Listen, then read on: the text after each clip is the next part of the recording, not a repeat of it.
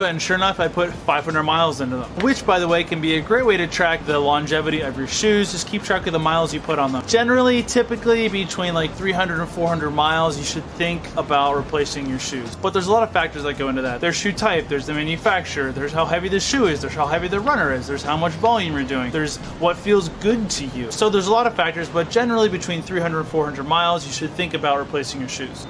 Same pressure here and here. That difference isn't good. That goes into your legs. The third sign is totally subjective. It's how does it feel? How does your stride feel? Do you feel like there's less pop, less pep in your step? Things are starting to feel a little weird. Your stride not feel as spry as it usually does. That's something you're gonna have to pay attention to as you progress in your running.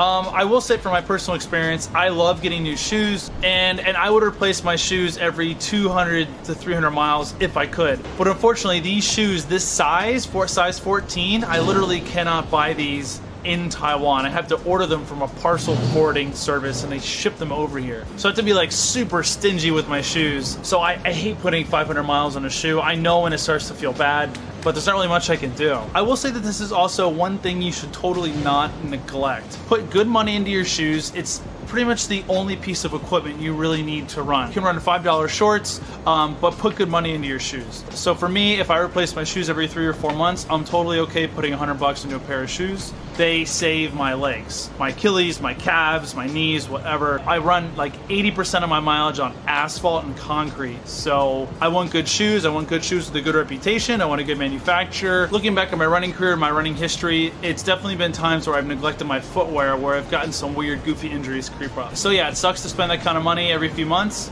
but I mean, you are throwing your body into the ground on one leg.